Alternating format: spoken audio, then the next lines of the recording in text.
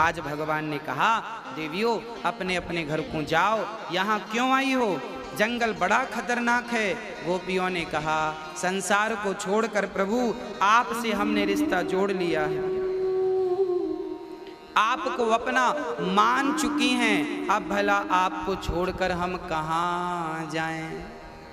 तब भगवान गोपियों को पातिव्रत धर्म का परिचय देने लगे।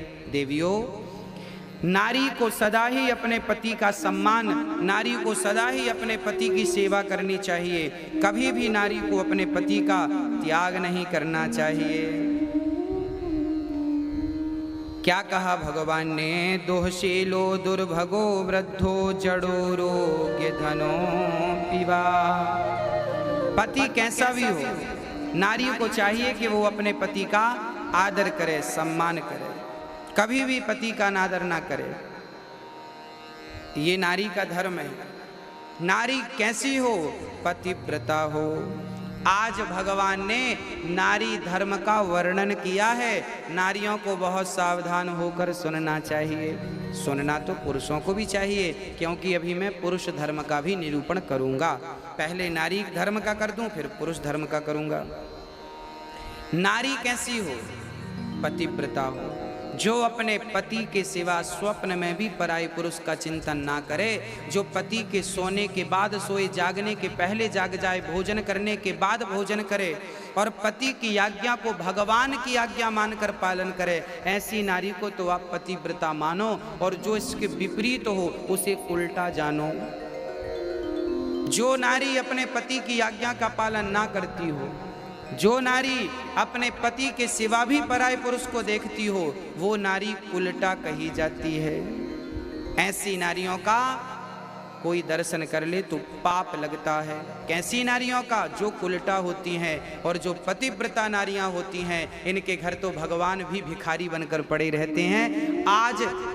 आज अनसुईया माता के द्वार पर ब्रह्मा विष्णु महेश भिखारी बनकर आ गए, माँ हमें भिक्षा दे दो। पतिव्रता नारी के घर तो भगवान भी भिक्षुक बनकर के पहुंचते हैं। इसलिए पतिव्रता नारी होनी चाहिए।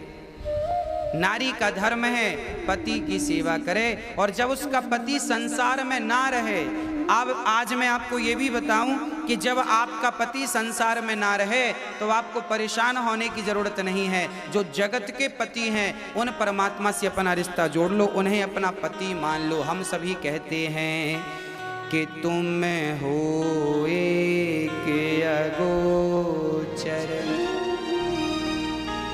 सबके प्राणपति, किस विधि मिला हूँ दया मैं, तुमको मैं कुमति। ओम जय जगदीश हरे। पति कौन?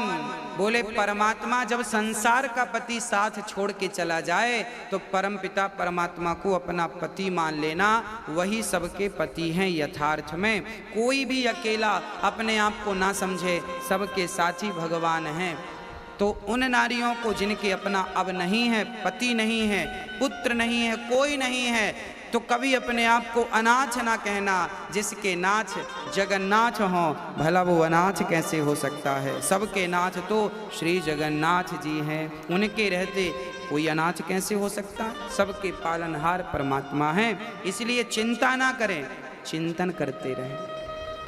नारी को चाहिए कि पति का सम्मान करे, पति के चरणों की से। जो नारी अपने पति के चरण दबाती है, उस घर में कभी भी लक्ष्मी की कमी नहीं होती। इसलिए आप अपने, अच्छा कई बार ना आजकल क्या होता है, पति पत्नी के रिश्ते बड़े कमजोर हो गए हैं।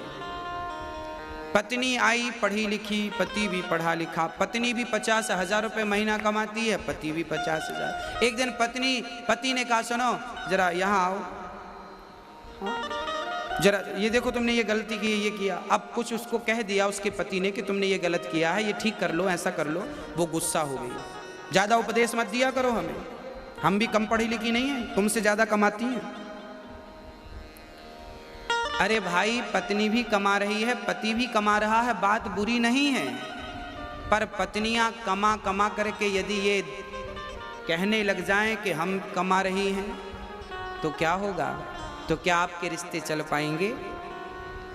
हाँ, दोनों कमाएं, अच्छी बातें हैं, पर दोनों अपनी अपनी कमाई की एक दूसरे को अकड़ ना दिखाएं। कमाओ, अच्छी बात है, अकड़ थोड़ी दिखानी है। रिश्तों में अकड़ ना हो, रिश्तों में अहंकार ना हो। पत्नी सोचती है मैं इनसे श्रेष्ठ हूं, पति सोचता है मैं तुझसे बड़ा हूं। ना, तुम दोनों में से कोई बड़ा छोटा नहीं है। साइकिल में 2 पहिए हैं, अब आप ही बता दो कौन सा जरूरी है और कौन सा जरूरी नहीं है। यदि आगे वाले पहिए की जरूरत है तो पीछे वाले की भी उतनी ही जरूरत है, और पीछे वाले की जरूरत है तो आगे वाले की भी उतनी ही। कोई 49 नहीं है और कोई 51 नहीं है, दोनों 50-50 हैं, बराबर बराबर। तो पति और पत्नी जीवन में जब बराबर का काम करते हैं और बराबर का सम्मान पाते हैं तो वो रिश्ते बहुत अच्छे होते हैं, वो गाड़ी बहुत लंबी जाती है।